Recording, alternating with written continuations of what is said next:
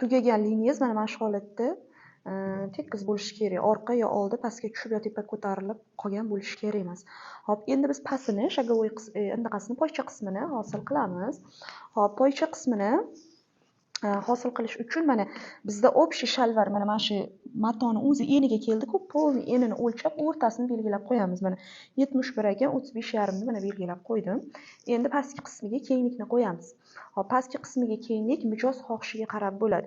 Agar o'zkiyroq bo'lsin, torroq bo'lsin deydigan bo'lsa 18, 19, 20. Yo'q, sal kengroq bo'lsin deydigan bo'lsa 24, 26, 28 olasiz. Agar o'ta keng xohlasa, mana shu matoni bor enini olsangiz ham bo'ladi. 30, 35 sm olsangiz sizda shunaqa kilot bo'lib keng turadi. Endi undan ham keng bo'ladigan bo'lsa, u narsa modellashadi. Hop, o'rtacha kenglik necha deydigan bo'lsangiz, 22 dan 28 gacha o'rtacha kenglik bo'ladi. Biz mana 25 sm dan qilamiz. O'rta qismini topib oldik. Mana o'rta qismidan 25 u tarafga, 25 u tarafga yuramiz. Mana o'rta liniyasi, tepadan ham hozir chizib qo'yaman o'rta liniyasini.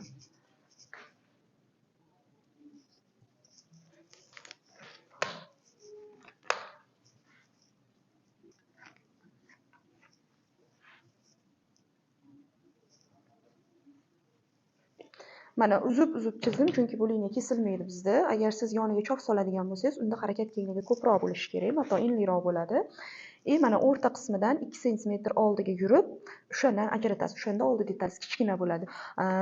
Oddiy mana shalvar bilan cho'ntagi bor, yoni chokli shalvarni bichimi ozgina farq qiladi, qizlar. Mana bu shalvarni chiqazib oldik hozir biz.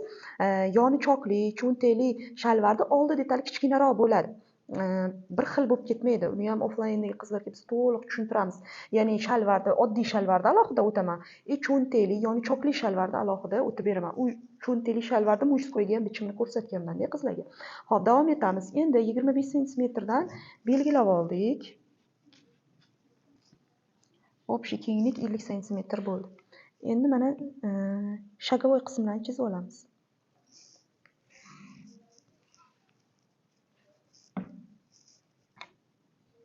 Hop, endi mana shagovoy qismlarni chizib oldik. Endi qarang, shagovoy qismimiz 25 sm dan bo'ldi. Shagovoy qism deb mana shu shalvarimizni ichki sonimizni ichga to'g'ri keladigan joyi aytiladi.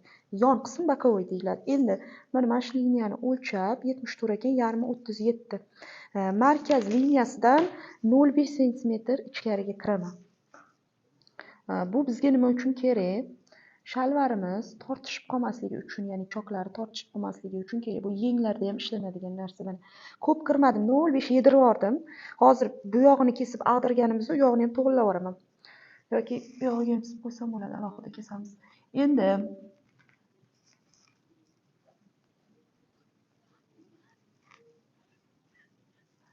ko'p kirmadim, 0,5 kirdim. Agar bizda shalvarimizni pastki qismi o'ta tor bo'lsa, mana bu holatda tor bo'ladigan bo'lsa, bu narsani 1 sm kirasiz. Mana bu holatda 1 sm kirasiz. Agar lasinalarda ham bichimi xuddi shunaqa bichiladi. Lasinalarda pastki qism где-то 10-12 sm olinadi yopishib turgani uchun. Mana shu holatda olinadi lasinada. Agar lasinalar bo'ladigan bo'lsa, ular mana bu holatda torayib ketadi mana. Bu holatda tor bo'lib ketadi. Mana bu lozim kirgani sari mana bu ko'payadi, 0,7 1 sm gacha ko'payadi. Agar lekin keng bo'ladigan bo'lsa, bu kirish liniya sizga kerak emas. Mana shalvarimizni chizmasi tayyor holatga keldi. Bu videoni bemalol saqlanib qolsangiz bo'ladi yoki mana lozim turgan holatini skrinshot qilib oling. Endi mana yozib ketaman. Mana bu liniya 5 sm, 4,5 6 sm, 31 sm dan bo'ldi. Endi boyaga qo'shilgan 5 sm bilan orqa qismimiz bu soha bilan 36 sm bo'ldi. Xo'p, endi shalvarimizni kesib olamiz.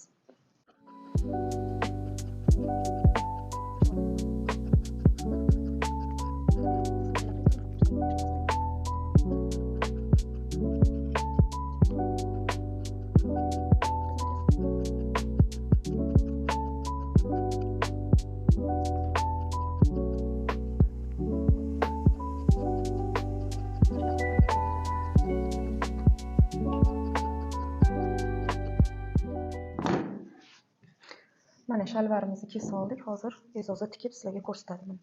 Hozir mana birinchi bo'lib, bilasizlar, ko'pchilik bilsa kerak o'sha tikuvchilar mana 1 sm ikkita mana shu oq tikiladi. Mana zakripka bilan boshlaysizda, keyin mana tikkaningizda ham mana ikkita qo'l bilan ushlab, bilasiz, ko'pra ham sirg'aladida, to'xtab turing. Ko'pra ham sirg'aladi. Tikkaningizda agar mana bu ligrovkani to'g'ri qo'ymasangiz, mana bu shu qism uzun chiqib qolishi mumkin. Mana bu qism uzun chiqib qoladi. Ligrovkani to'g'ri qo'ysangiz, ikkosi teng keladi. Mana ikkita og'da tikib bo'ldi. E'zoza qayerdan tikkaningizni ko'rsating. Ha, ikkita og'da tikdi. Endi shuni overlock qilib bitta dazmol berib yuboradi.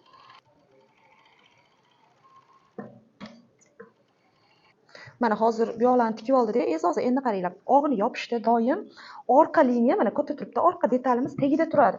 Chunki orqa oz bo'lsa ham svobodniyda. Mana chokining chokiga qo'yganingizdan keyin bitta chok bu tarafga, bitta chok bu tarafga, mana xohlasangiz bitta bulavka qisib qo'ying bu tarafga. Orqa detali mana tagida turibdi mana bu holatda. Mana ko'rdingizmi? Orqa svobodniy turibdi. Mana shu svobodniy mashinani tagiga olib tikkaningizda yedirilib ketadi, yeyilib ketadi. Mana hozir bundoq qilib og'ini e'zoza tikadi, orqa qism pastda turadi. Bulavka qilib oldingiz-a?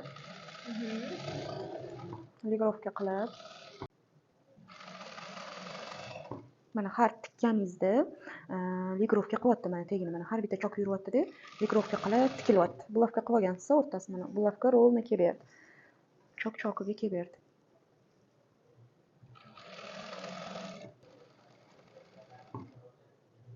Kelib berdi, yaxshi? Yaxshi kelib berdi.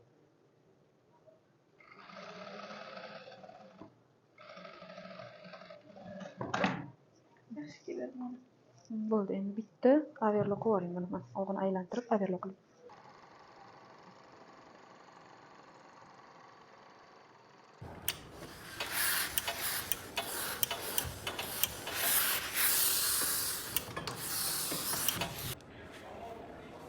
Mana shalvarimizni oldi, orqa qismi mana fasadka bo'lib osilib turibdi. Endi hozir tepasiga turetskiy rezinka обработкасini ko'rsatib beramiz. Mana ikkili rezinkani moslab oldik. Mana zakripka ham berib oldik. Rezinkani yarim qismi turibdi.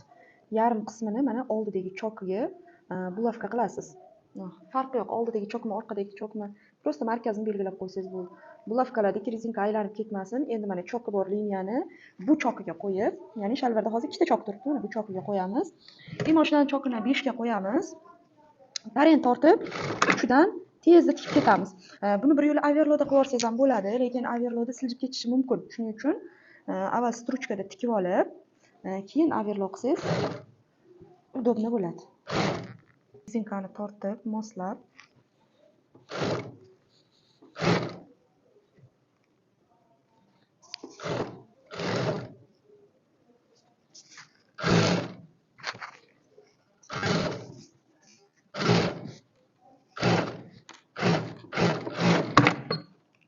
mana endi buni mana shu o'nggi qismidan ustidan shuni overlock qilamiz.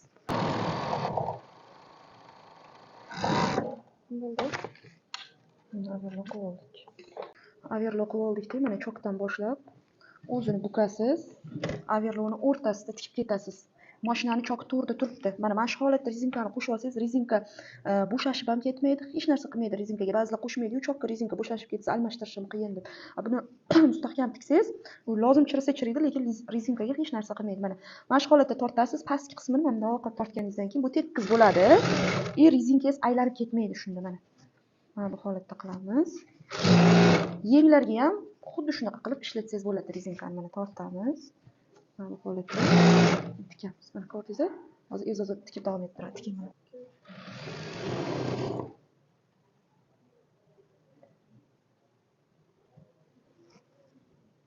Tortib oling yaxshilab.